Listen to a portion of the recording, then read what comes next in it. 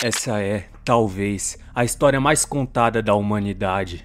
Um homem traído, julgado e condenado à morte. A dor, os cravos, a cruz. Mas e se eu te dissesse que nem tudo sobre essa história chegou até você?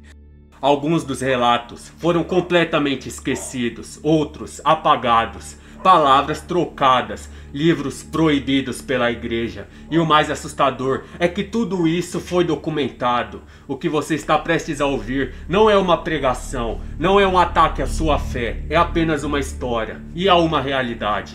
E a história às vezes incomoda algumas pessoas. Antes de começarmos, deixa eu deixar uma coisa bem clara. Esse vídeo não é religioso. Eu não tô aqui para te dizer no que acreditar, nem para pregar nada, nenhum tipo de dogma. O que você vai ver são fatos históricos e registros antigos e documentos que existem realmente e que vocês podem ir atrás por conta própria, mas que nem sempre são mostrados para todas as pessoas. E o que você faz com essas informações, aí já é com você. Então, inscreva-se no canal, deixe o seu like e ative o sino de notificações que eu te conto essa história.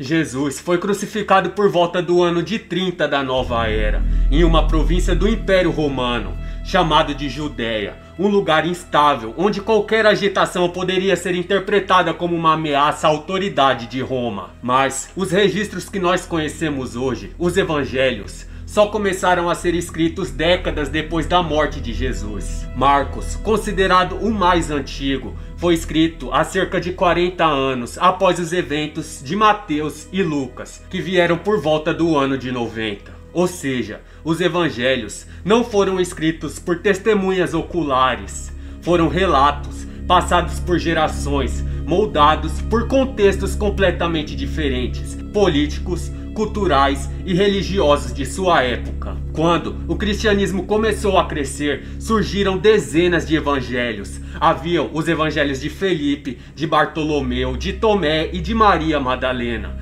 Mas, no século IV, a história passou por uma virada completa.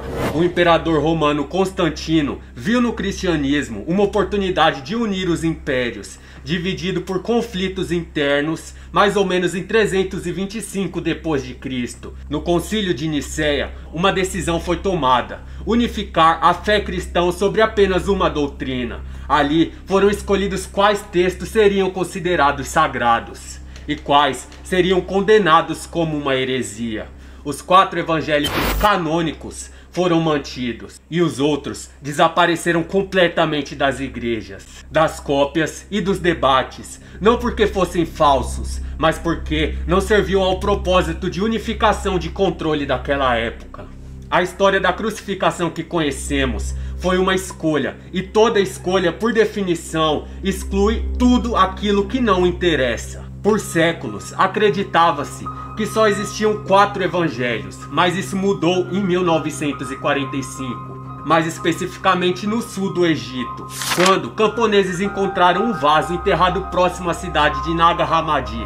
Dentro dele estavam 13 códices de papiro com mais de 50 textos antigos, entre eles evangelhos que ninguém nunca tinha ouvido falar por mais de 1600 anos. O Evangelho de Tomé é uma coleção de ensinamentos atribuídos a Jesus. Não há milagres, nem narrativas da própria crucificação. Somente frases profundas e enigmáticas. Em uma delas, ele diz que quem descobrir o que está dentro de si, esse encontrará o reino do céu. Já o Evangelho de Judas inverte a narrativa que conhecemos completamente. Judas não traz Jesus, ele cumpre um pedido que Jesus teria dito a ele: tu sacrificarás o corpo que veste a mim. Ou seja, a morte de Jesus era parte de um plano e Judas era o único discípulo que compreendia isso. E há ainda o Evangelho de Maria Madalena. Nele, Maria não era apenas uma seguidora, Ela é a única capaz de compreender os ensinamentos secretos de Jesus. Pedro, tomado pelo ciúme, questiona sua autoridade.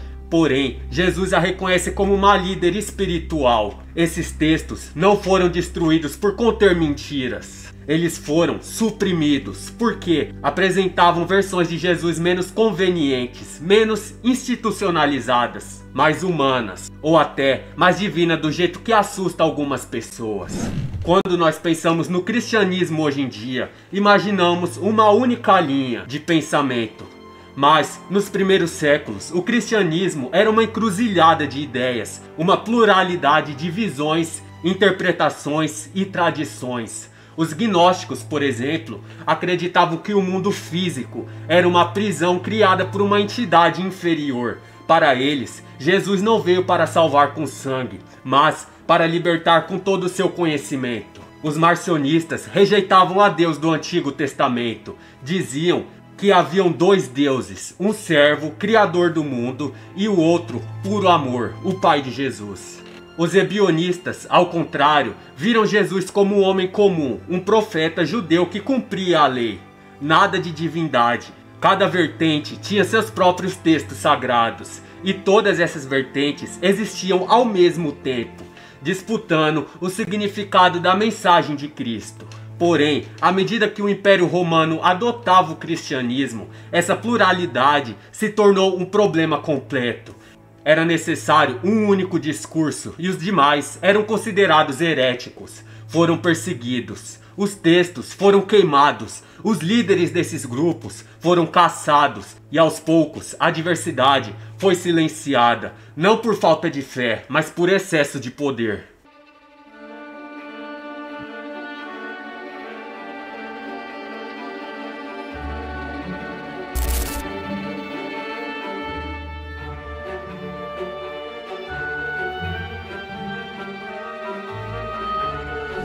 Enquanto os textos gnósticos foram descobertos no Egito, outras revelações apareceram mais ao norte, nas cavernas de Qumran, às margens do Mar Morto. Entre 1946 e 1956, arqueólogos encontraram mais de 900 manuscritos, alguns com mais de 2.000 anos de idade. Esses textos não falaram diretamente de Jesus, mas nos mostraram o contexto espiritual e político em que ele viveu. Os essênios, autores desses escritos, eram uma seita apocalíptica que acreditava no fim dos tempos e esperavam dois messias. Um messias sacerdote que guiaria espiritualmente e um messias, o rei, que libertaria o povo de Roma. Curiosamente, em alguns documentos, aparece a ideia de um servo sofredor, alguém que sofreria em nome dos outros. E isso ecoa com a imagem de Jesus, mas não é igual. Os manuscritos do Mar Morto revelam uma sociedade inquieta, cheia de profecias, revolta e uma fé radical. E quando lemos esses textos ao lado dos evangelhos, entendemos algo perturbador. Jesus não surgiu no vazio. Ele foi parte de um turbilhão de expectativas messiânicas naquela época. Talvez tenha sido um entre muitos, mas foi o único cuja história venceu o tempo e que seguimos todos os seus dogmas até os dias de hoje.